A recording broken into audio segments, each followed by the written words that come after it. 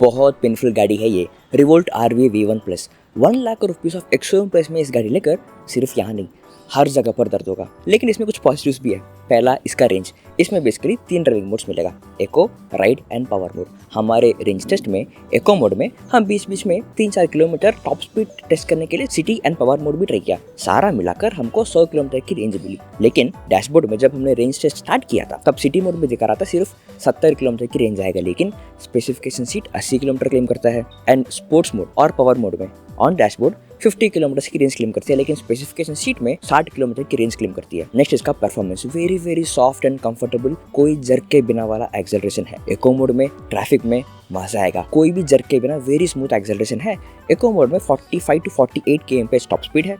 City mode में 53-54 top speed है। Sports mode में इसका स्पेसिफिकेशन सीट के हिसाब से 75 km/h टॉप स्पीड है, लेकिन हमारे रेंज टेस्ट में 65 and 66 क्रॉस करके जाने ही रहा था। It was very slow after that. तो हमको अपने टेस्ट में 66 km/h was the top speed. इस एको मोड से सिटी मोड थोड़ा सा स्ट्रॉन्गर एक्सेलरेशन है, सिटी मोड से स्पोर्ट्स और पावर मोड थोड़ा ज़्यादा स्ट्रॉन्गर एक्सेलरेशन है, लेकिन एक्सेलरेशन फील नहीं होगा, वेरी स्लो एक्सेलरेशन है। Specially in power mode 45-47 km/h cross करने के बाद ही you will feel the acceleration. आसान भाषा में बोलना है तो इस बाइक का स्पीड 0 से 66 km/h तक जाएगा, 45 तक जाएगा एको मोड में, 55 तक जाएगा सिटी मोड में, 65 तक जाएगा इसका पावर मोड में। लेकिन अच्छी बात यह है कि every time you accelerate entire bike में, specially when you ride for a rider, एक वाइब्रेशन मिलेगा, like you are accelerating, just like IC bikes में जो मिलता है उसमें थोड़े बहुत फील इसमें भी मिलेगा। नेक्स्ट, इसका ब्रेक्स। फ्रंट एंड बैक दोनों डिस्क ब्रेक्स है, वेरी स्ट्रॉन्ग ब्रेक्स है। इसमें अचानक ब्रेक मारना हो with very shorter braking distance तो भी कर सकते हो, आराम से कंट्रोल में धीरे मारना है तो भी कर सकते हो, वेरी कॉन्फिडेंट ब्रेक्स है। नेक्स्ट, इसका side mirrors, very simple design, just like Honda Dio, very simple design है। पास वाला गाड़ी दिखेगा, दूर वाला गाड़ी भी दिखेगा। मुझे इनफैक्ट लगता है कि इस तरह का साइड मिरर्स हर स्कूटर में रखना चाहिए, very simple design. And next, इसका home fast charging. RV1 plus model के साथ एक फास्ट होम चार्जर मिलेगा, जिसमें 80 मिनट्स में स्कूटर को 0 to 100% आप चार्जिंग कर सकते हो, लेकिन इसके लिए एक्स्ट्रा पे करना पड़ेगा। एंड दिस प्रोडक्ट अभी शोरूम में अवेलेबल नहीं है, they are waiting for the delivery. Next, इसका चार्जिंग सॉकेट बहुत सोच समझ के रखा, ऐसा लगता है just like Revolt RV400 version में साइड ऑफ द बाइक को रहेगा एक रबर सील भी रहेगा, बारिश से धूल से इसको बचाने के लिए ठीक है, लेकिन चार्जिंग लगाते वक्त थोड़ा सा एफर्ट जाएगा because angle is not properly right and बहुत पिंस भी है, तो टाइट रहेगा, आपको खींचना पड़ेगा। Not the best of the comfort but just in the perspective of saving the charger socket from bad weather, बहुत अच्छा डिजाइन है। नेक्स्ट, इसका dashboard, very simple black and white LCD display है, very simple information, speedometer, range estimate, charge कितना बचा है, trip information, बस very simple information. And इसका सनलाइट विजिबिलिटी भी ठीक है, तेज धूप में भी ठीक से दिखेगा, लेकिन पर्टिकुलर एंगल में ही इसको देख सकते हैं। हर एंगल से डैशबोर्ड इन्फॉर्मेशन आपको नहीं दिखेगा, सिर्फ for rider it is the best angle, और इतना भी काफी है ना। हम डैशबोर्ड तो अपने लिए देख रहे हैं, नॉट टू शो एवरीवन, सो उसके लिए it is great. And next, कोई की फॉब नहीं है, लेकिन RV400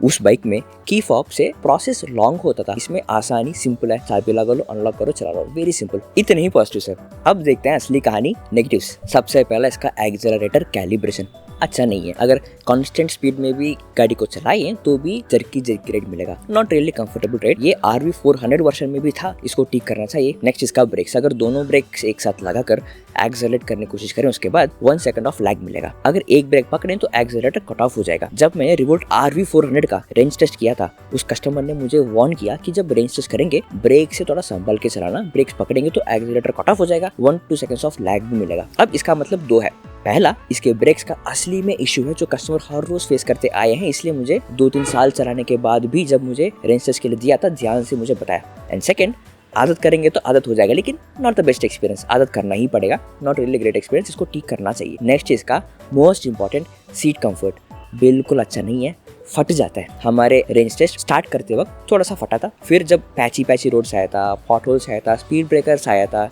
25-30 में भी चला रहा हूँ, 15-20 तक भी लेके आया, फट रहा था थ्रोट में रेंज टेस्ट, फिर आदत हो गया, by the end of the range test फट गया। बहुत पतला थिन हार्ड सीट्स है, हर पैच ऑफ द रोड आपको शोल्डर पे, बैक पे, हर जगह पर प्रेशर देगा, not really great experience at all.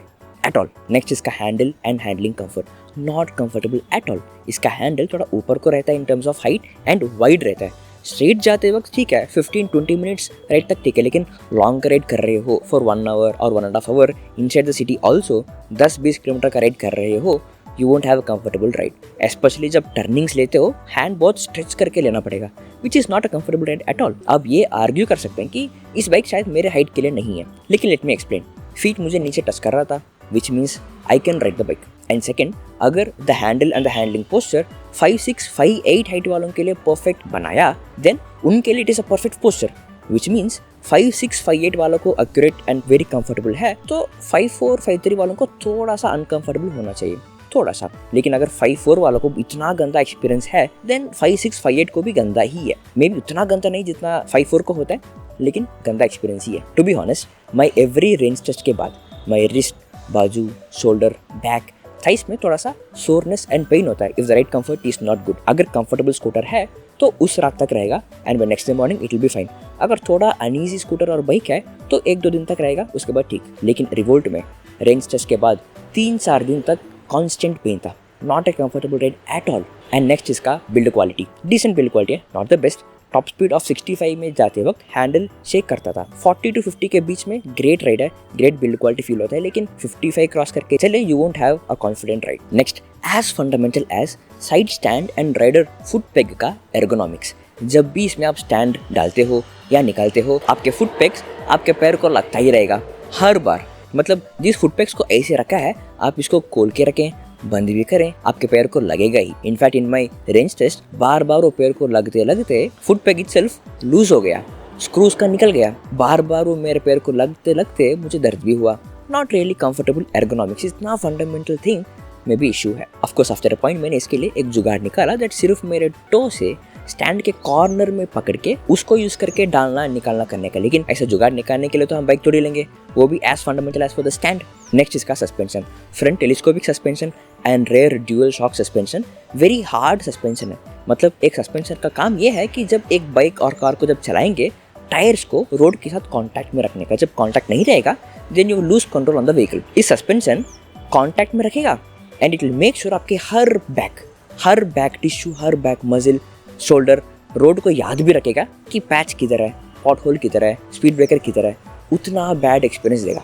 Next इसका रिमूवेबल बैटरी को हम निकाल सकते हैं इन 3 स्टेप प्रोसेस। पहले साइड को चाबी लगा लो and then the battery casing को प्रेस करके निकालो, स्विच ऑफ करके बैटरी को निकालो। लेकिन 20 किलोस बैटरी है, इस बैटरी को आई एम श्योर आप कभी निकालना चाहते भी नहीं, उतना हेवी बैटरी है।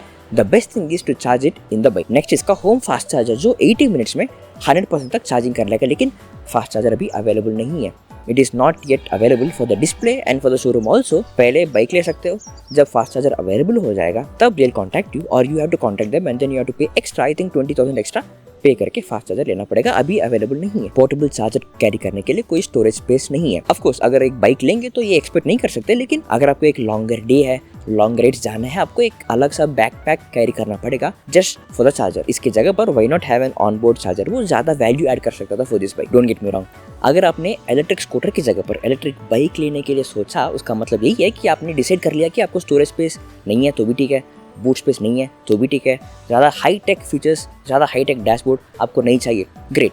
एक बाइक चलाने वाला फील के लिए, दैट किक के लिए इसको ले रहे हो, ग्रेट। अगर वो sole purpose of this bike है तो क्या इस बाइक में आपको दैट फील एंड किक मिलेगा? नहीं मिलेगा, because very smooth, very soft acceleration है, दैट किक नहीं मिलेगा, दैट जर्क नहीं मिलेगा, एक्सेलरेशन कुछ भी नहीं मिलेगा, वेरी आराम से धीरे धीरे जाएगा। स्पोर्ट्स मोड और पावर मोड में 65 km टॉप स्पीड तक जाने के लिए भी बहुत देर लगेगा, ठीक है। एटलीस्ट कंफर्टेबल राइड देगा, वो भी नहीं।